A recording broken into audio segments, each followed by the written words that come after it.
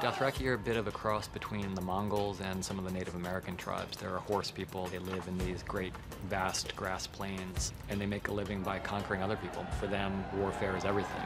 In the book, George had created a few words for them, but it wasn't fully fleshed out. And for the series, we actually thought it would be much more believable if we heard them speaking their own language rather than have them speak in heavily accented English.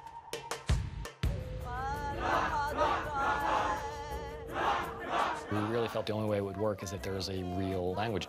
We went to the Language Creation Society, who turned us on to David Peterson, and he created a language taking into account what we told him and what was in the books. As a language creator, you must start with the culture. You have to start with the people.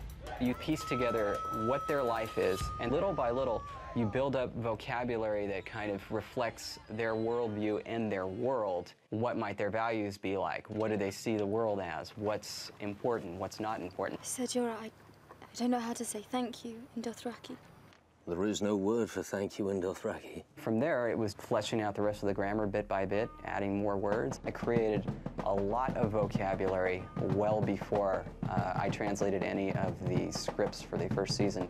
This is where I have my word count here. I was near 2,000 words at that time. We would write the scripts, and we would send the scenes to David and say, these lines will be in Dothraki. David would send us back translations. I would give the writing team this translation that had the Dothraki line, the English line. Then I had a phonetic transcription. And then, of course, I recorded everything on MP3, every single line. There must have been hundreds, so that they could get the intonation right, the phrasing. I think I say like 2 lines in English, but yeah, everything else is Dothraki. Khal Drogo in the book delivers a long monologue in the common tongue, which is essentially English. In the series, Khal Drogo, as played by Jason Momoa, delivers this monologue in Dothraki, and it's this great, powerful speech. It sounds fantastic. Dothraki changed the sound of the show. It's a very guttural kind of language. It's not an easy one to pronounce. It's an incredible language, getting your mouth around the word, like they're so expressive. At-jaka. At-jahakar. At-jahaka. Just like the sounds of it. There's like really good rhythms to it. It's basically like Arabic and German. You want to make it sound as natural as you can, so you have to be very careful with these strong characters not to speak strongly as well all the time. When it goes into the actors' mouths, we've talked about little compromises that make it easier to flow in the scenes. What's he saying? He says yes. Brendan Gunn, the on-set dialect coach, was kind of my ears and eyes on the set. He would let me know what the actors were having trouble with, what things were working, how things were going. There are a lot of forgetting bits.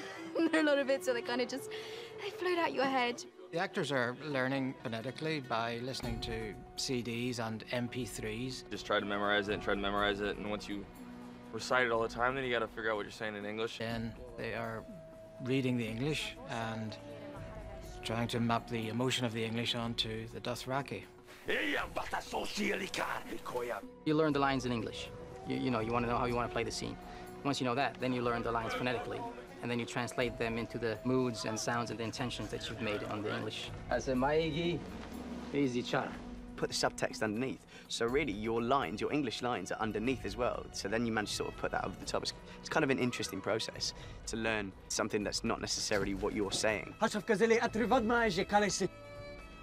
asks if you want him dead, Khaleesi. No! Comes from a real place rather than somebody speaking gobbledygook and expecting you to learn it. Sounds right, you know, and if you do gabba huja gabba, it always sounds really crap, so it is worth trying to master it. It had to be real, I think, for a show that has the demands for authenticity that this one does.